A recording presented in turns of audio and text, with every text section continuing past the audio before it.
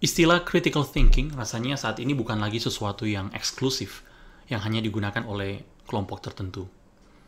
Kita menemukan istilah ini di buku-buku yang kita baca, di artikel yang kita baca di website, dan kita bahkan juga melihat istilah ini digunakan di postingan di sosial media. Dan mungkin juga, tanpa kita sadari, kita malah menggunakan istilah ini dalam percakapan kita sehari-hari. Nah, World Economic Forum, dalam salah satu artikel yang mereka terbitkan, mereka mengatakan bahwa critical thinking ini adalah satu keterampilan penting yang mana itu masuk di 10 keterampilan penting yang sangat dibutuhkan oleh para pekerja di tahun 2025. Dan bahkan sejak tahun 2016, World Economic Forum telah menaruh keterampilan ini pada 10 keterampilan penting, dan mereka menganggap bahwa para employers akan melihat ini menjadi sesuatu yang sangat signifikan pertumbuhannya di tahun-tahun mendatang. Nah, ketika kita mengevaluasi istilah ini, sebenarnya satu pertanyaan yang menarik untuk kita pikirkan lebih lanjut adalah, apakah kita sudah benar-benar memahami apa yang dimaksud dengan critical thinking ini sendiri? Dan sebenarnya apa yang menjadi core atau menjadi ide dasar dari critical thinking ini? Nah, sebelum kita lebih lanjut, saya mau memperkenalkan diri terlebih dahulu. Saya Heinz Wokas, dan di kanal ini, saya senang berbagi hal-hal terkait leadership development maupun self-development. Kalau kalian baru pertama kali berkunjung ke kanal ini, maka saya ajak untuk kalian subscribe, dan pastikan kalian juga mengaktifkan lonceng, supaya setiap kali ada video baru yang diunggah di kanal ini, kalian mendapatkan notifikasi.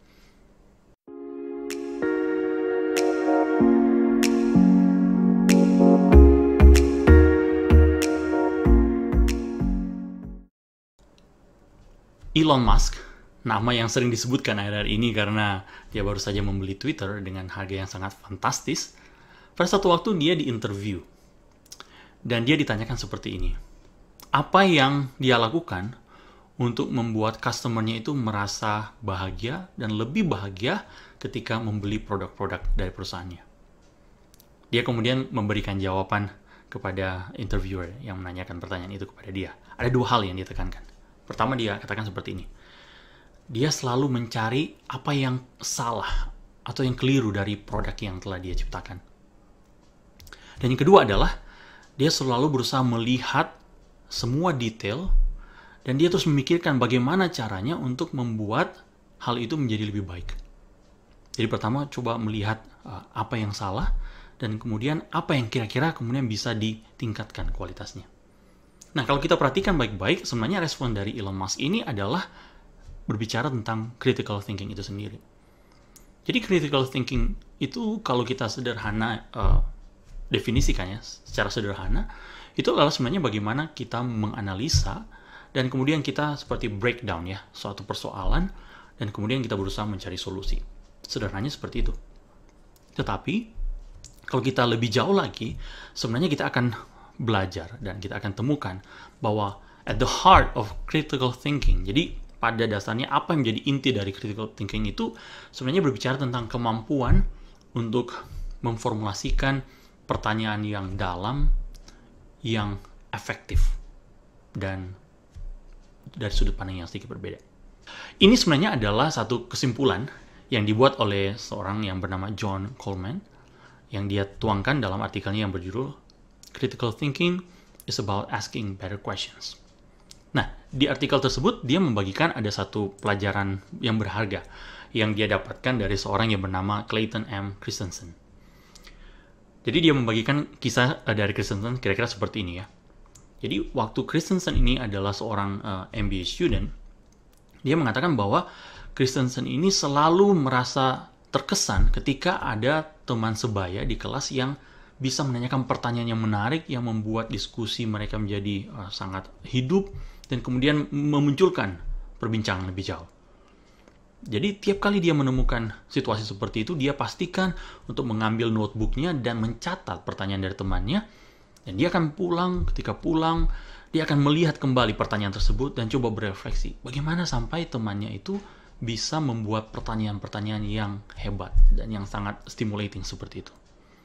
Nah, jadi berdasarkan cerita dari Christensen ini, Coleman kemudian membagikan ada 6 observasinya yang bagi saya itu adalah prinsip penting yang kita bisa aplikasikan untuk kita coba mengevaluasi atau menganalisa topik-topik yang bahkan itu kelihatan sulit dengan kita menggunakan prinsip critical thinking sendiri.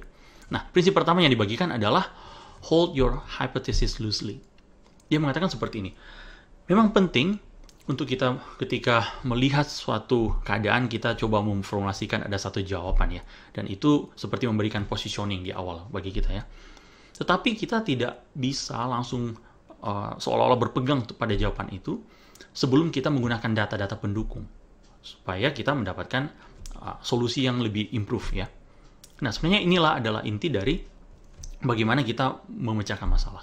Kita perlu melibatkan diri dengan berbagai macam data, dan data itu yang memimpin kita kemudian mengambil kesimpulan. Jadi, penting sekali untuk kita tidak memegang erat hipotesis kita, tapi biarkan itu seperti tidak terlalu terikat, dan ketika saatnya kita mengambil keputusan dengan data pendukung. Hal yang kedua dia katakan adalah listen more than you talk. Nah, ini kelihatan sederhana. Tapi poin dari prinsip ini sebenarnya adalah bagaimana kita melakukan yang namanya active listening.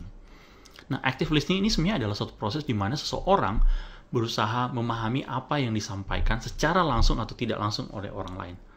Dan ini menjadi hal yang penting karena ketika kita itu mampu melakukan ini, kita bisa menangkap dengan jelas apa yang menjadi argumen dari orang tersebut.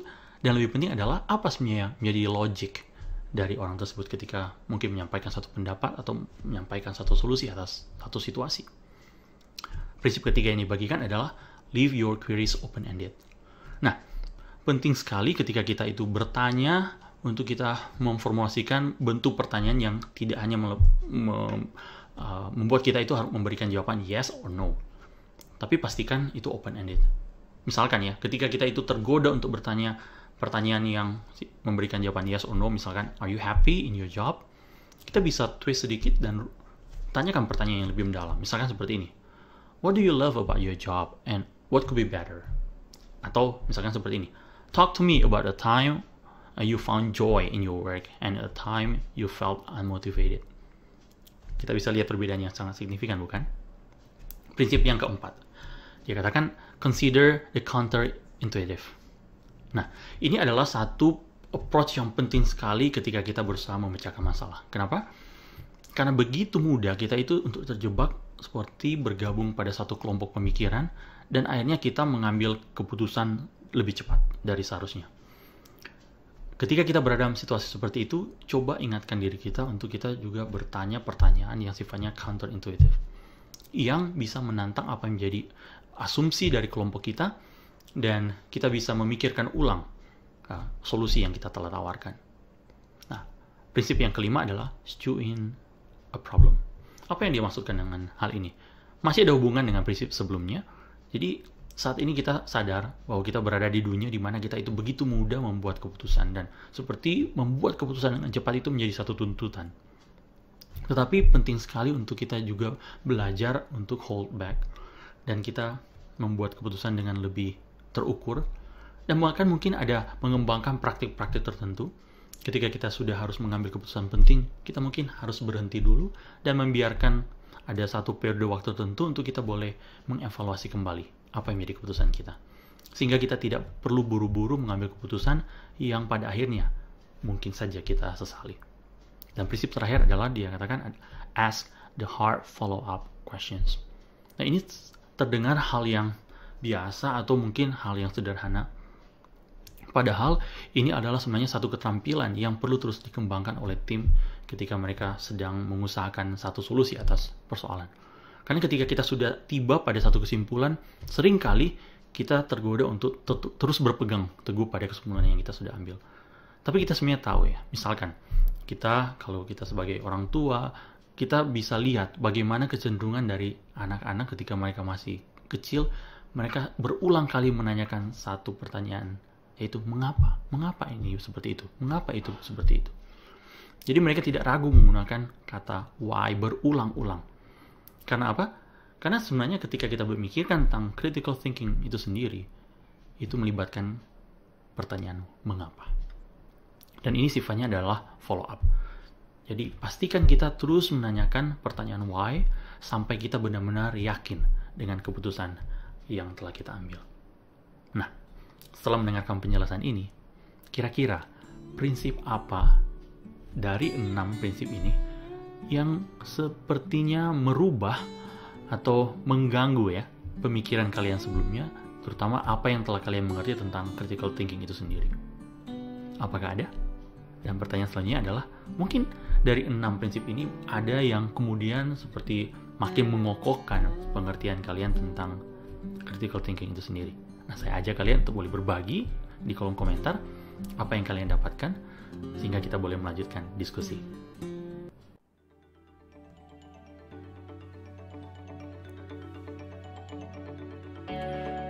Thanks for joining us this week on Sketch and Angle. If you found value in the show, we would appreciate if you would simply tell a friend about the show. And be sure to tune in next Monday for our next episode.